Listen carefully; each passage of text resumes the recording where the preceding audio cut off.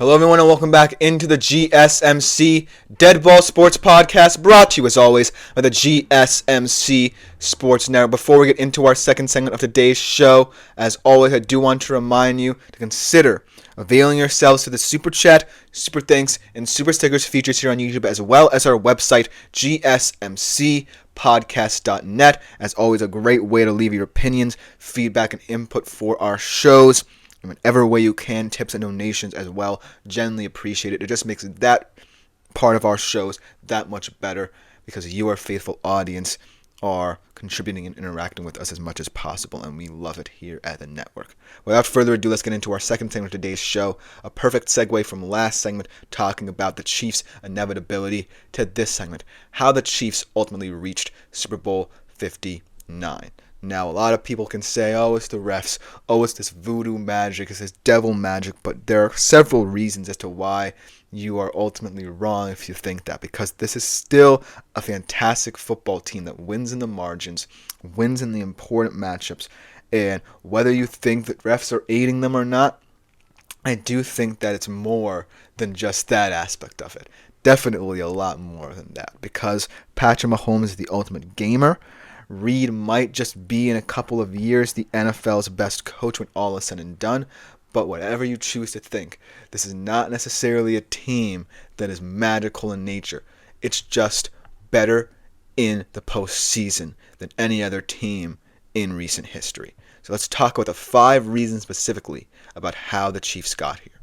And number 1 has to be because they are inevitable. It's what we've seen for multiple times in the past 7 years. 8 years of his career, Patrick Mahomes has made the AFC Championship or Super Bowl. And no one else has really achieved that in NFL history.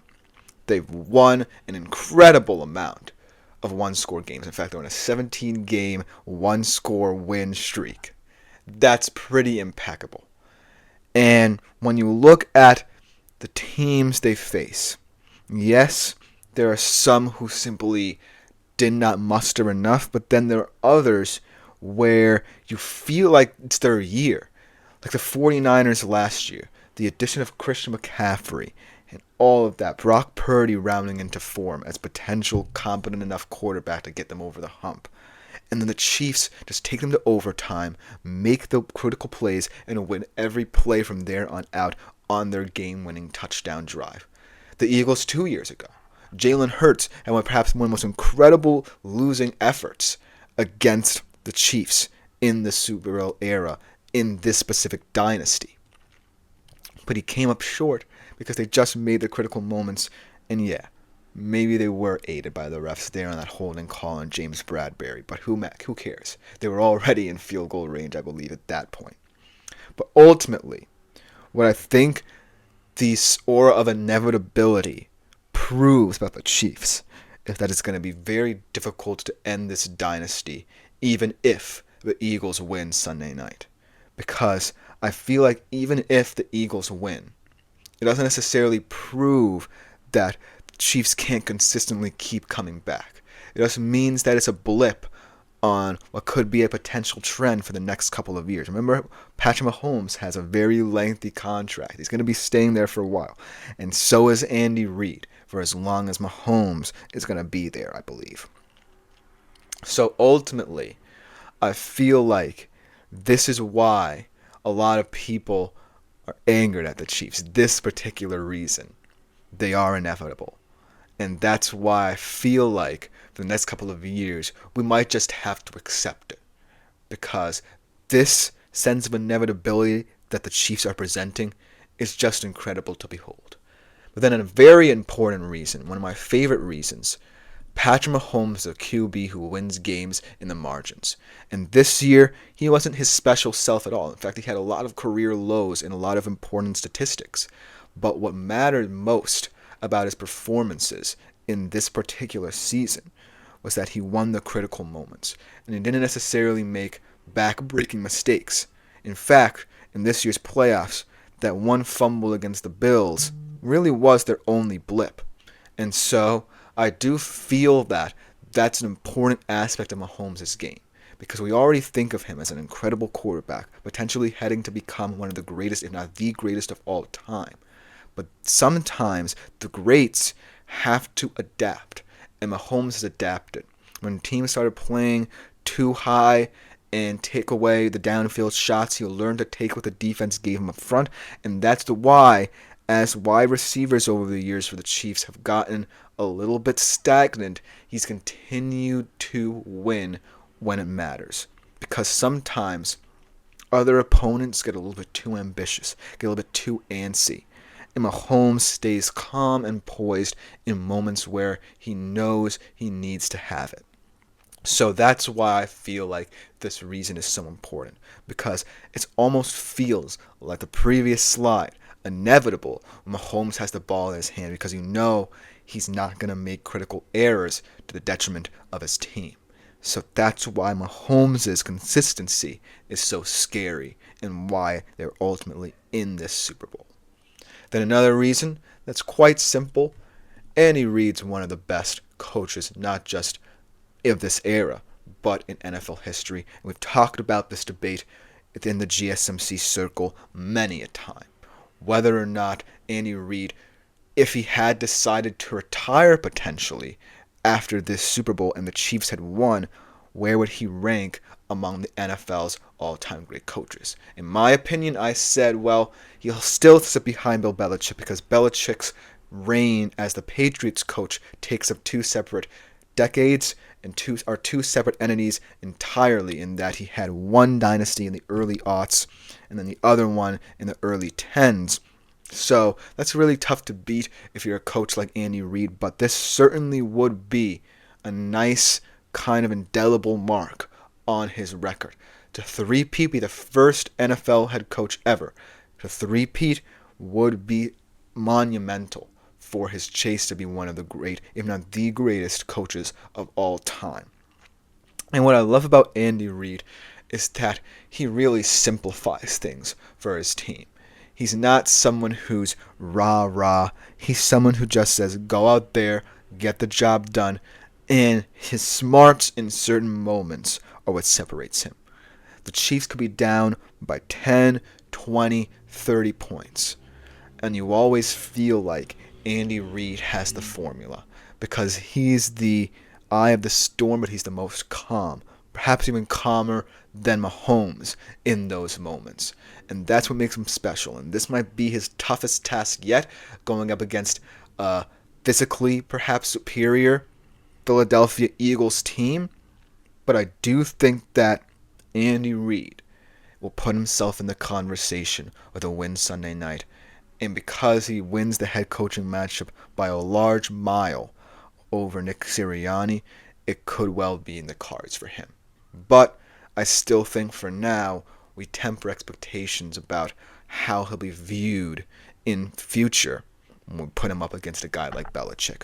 But it will be one step closer if he wins, like I said, Sunday night. Then a fourth reason, and one reason I really love about the Chiefs, but it is a very annoying if you're not necessarily a huge Chiefs fan, the weapons are interchangeable. Make no ands, ifs, or buts about it. Any one of the guys in this image, and I don't even know if some of them are on the team anymore, because that's how interchangeable these weapons are, can score. From Xavier Worthy to Juju to DeAndre Hopkins to even guys like Justin Watson and Noah Gray. Any one of them can score. Andy Reid really doesn't necessarily care what you think about his receivers. He's just going to scheme up ways for them to get the football, especially in the red zone, much like he did 2 years ago in that edition of this Super Bowl. But that's ultimately why it's so challenging to defend this Chiefs team, because of the multiplicity they offer with all their wide receivers. And this year's group is very special. Xavier Worthy's your gadget guy, right? He's a guy who can get the ball in so many different situations, whether it be on jet sweeps, in the red zone, downfield, adding a vertical element to this offense, along with a guy like Hollywood Brown, who could be a big factor in this game.